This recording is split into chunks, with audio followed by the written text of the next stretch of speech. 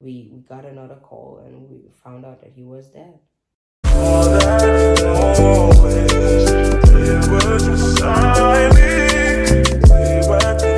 I had just quit my job and we had just, we were trying to find a routine worked for us. I was even in the video, you even see I was wearing gym clothes. I was going to the gym. Like, the of us didn't have a job. In Denmark, you can get some different types of help of income when you don't have a job. So it's not because we weren't getting an income, but the income is not as big. But we were still being on a positive side actually before we found out about the coma. Still, I was trying to go to the gym, trying to find a good routine. We already spoke about the fact that we wanted a smaller apartment. We're just taking it day by day. I had just quit my job and he had just lost his. We're just taking it slowly. Then that call came, it just changed everything. When Jeremiah got that call, it was like he was numb. It was like, yeah, like he was just numb. And just had to, and then I just had to book everything and all the flights and everything. Like, I didn't really require much from Jeremiah, to be honest. Because I don't know what it is. I don't know what it feels like to sit in another country and then get a call and then they tell you that your parent is dead, telling you that dad isn't here anymore. I have no idea. Honest, I have no idea. I booked all the meetings. I booked all the flights and the tickets very fast. We left. The problem is we used money we weren't expecting on using. Used money we weren't planning on using at that time. And that makes things very, very difficult. In January, we paid the rent on time because he's still, at the end of the year from December going into 2023, paid the rent and we paid the rent fine. There was no problem. Jeremiah was gonna get his last salary from his old workplace. That was paid with no issues. In February, before we went to France, we paid the rent late.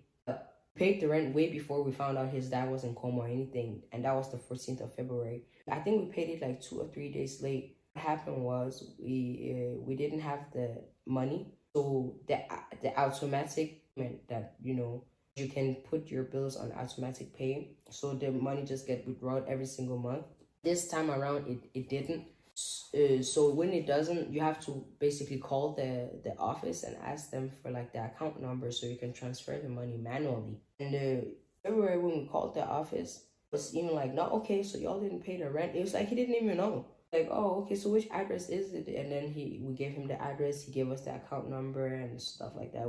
So then we're gonna transfer it immediately. We know we're late, so we're just gonna transfer it immediately. It's like cool. There was no issue. Go to France. We come back. Then there's like a letter. It's a letter in like a physical letter, our mailbox that says that 24th of February we got a notice that the house rent wasn't paid. Then I told Jeremiah, but wait, we paid the house rent before we went to France, right? Like, and both of us were there when the phone conversation was going on. I just had to ask to be sure because I didn't understand. To be honest, I didn't get it. Was like, yeah. So basically, we called the office again, and we were like, yeah. And they were like, yeah, February is paid for. But when we came home from France, and when I discovered the letter, home the 2nd of March, and from end of Feb to March, we hadn't paid. We didn't have the money to pay. We went to France. We had a burial. We didn't plan on using. Our own hotel. We didn't sleep at any family member's house to get there ASAP. Was hectic. It's a hectic moment. Just wanted to get him down there so he could get to bury his dad. After, also, we spent some days in Paris because I felt like he didn't deserve to just go to his home city, which is like 2 hours from Paris, is Rouen, called Rouen, another region. It felt like it was fair for him to just go to bury his dad and come home. That sounds so depressive. So I booked some days in Paris, and after that we came home. We had some days where it was just him and I out in Paris and fun. A little bit of fun. This very, very key moment. So it was a very, very directly. It was just, what do you tell somebody that has lost someone? So came back from that. In March we didn't pay the rent. We just didn't have the money, but we're trying to find a solution. Came to like mid-March. We got a letter from the court actually saying that there's a case. Us notice on the 19th of January, the rent wasn't paid. Don't understand. Us in February, I noticed again.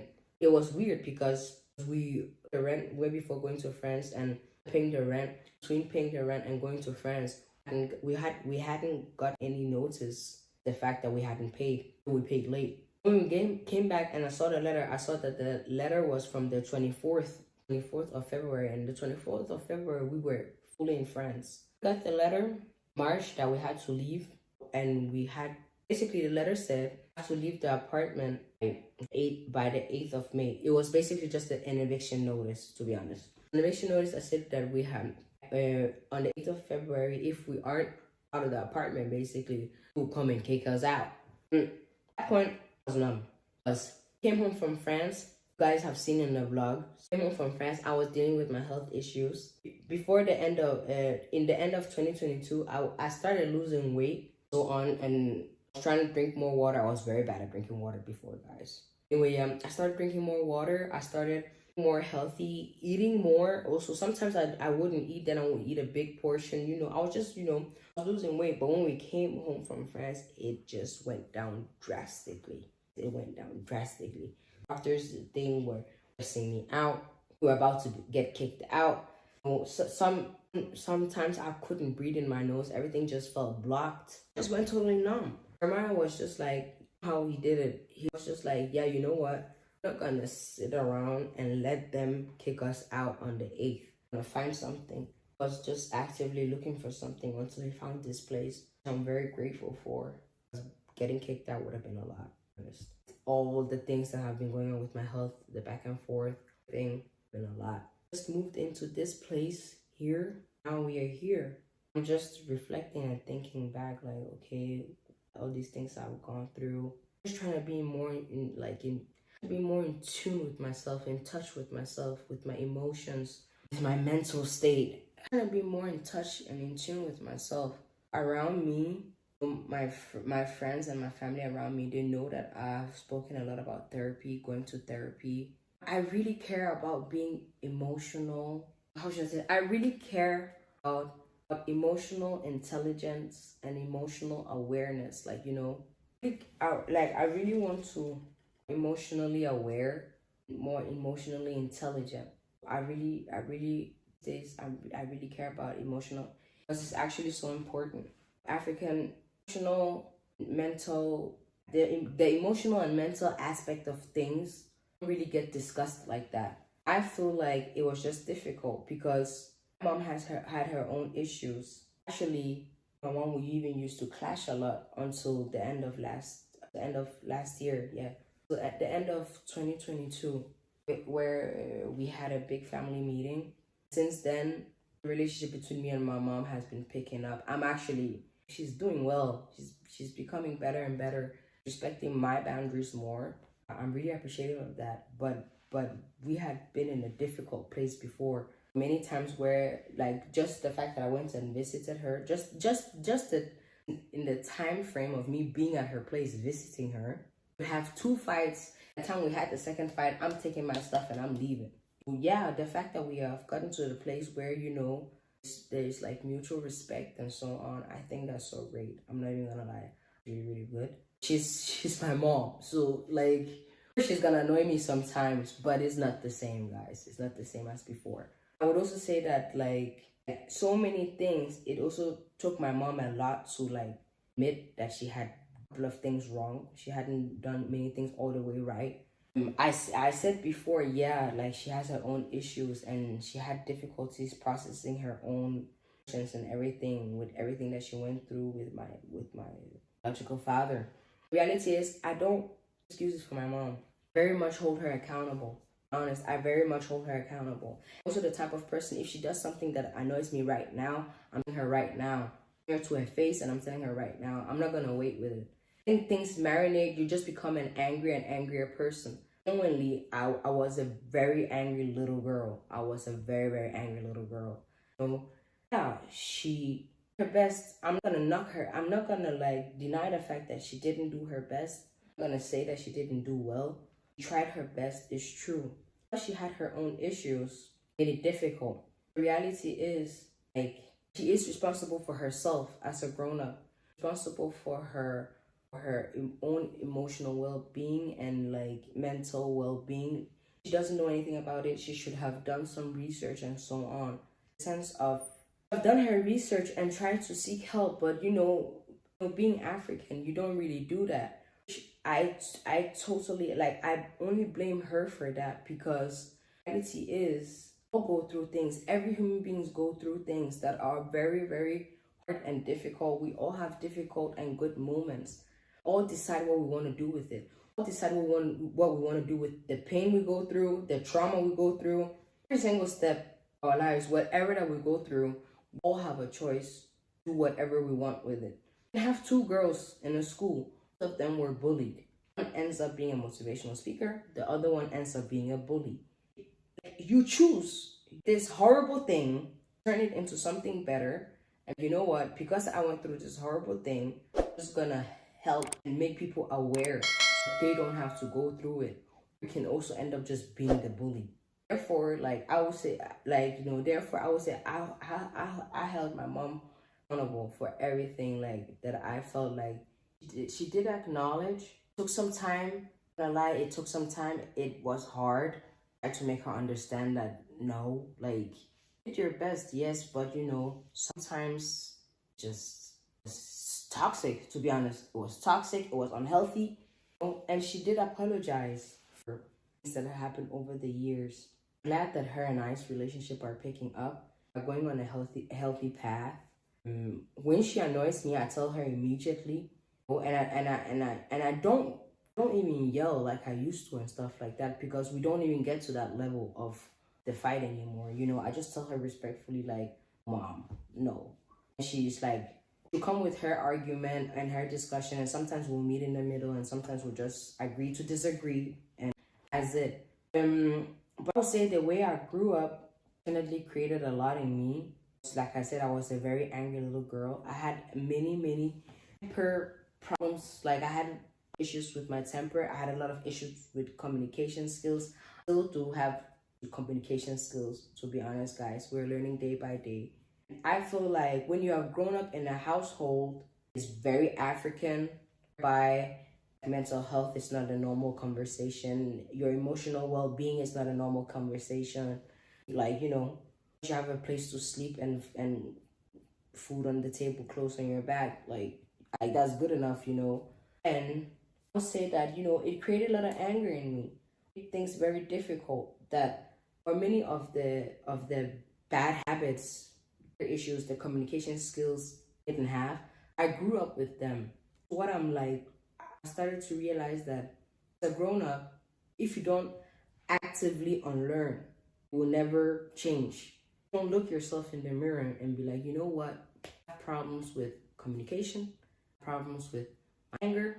Sometimes I have attitude problems. If you don't look yourself in the mirror and don't look, like, if you're not honest with yourself, don't change. You have to look at yourself in the mirror and be like, look yourself in the mirror and be totally honest with yourself and be like, you know what? I'm not all that great. And sometimes also it takes situations in your life for you to understand that you do have issues in this area. For me, I always knew I had anger issues. That one, I inherited it directly from my mom. I know. I'm a mother's child. I will admit it. I deny I'm my mother's child 100%. I act like her in many ways. That's why we also used to clash so hard, to be honest. Like her in many ways. I'm trying to be better. I'm trying to be a different version of that. I'm not trying to recreate the same thing. Because of lack of communication skills, do you know that you don't even know how to process your emotions? If they don't teach you how to communicate, if they don't teach you how to process your emotions, whether it's anger or happiness or stuff like that, if you haven't since you were little, when you grow up, you're just gonna be up that doesn't know how to control the emotions. It's not gonna change. Like, you understand?